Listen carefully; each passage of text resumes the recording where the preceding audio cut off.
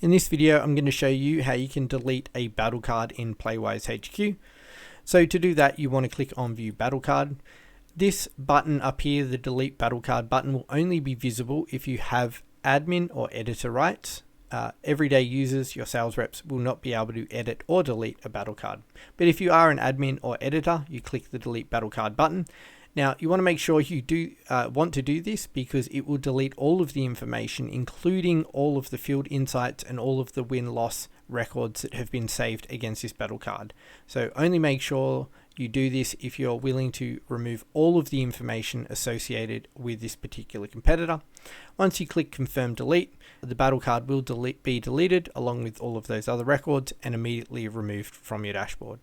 This has been a brief video on how to delete competitor battle cards in Playwise HQ. If you'd like to learn more about Playwise HQ, you can visit our website at playwisehq.com. Thank you.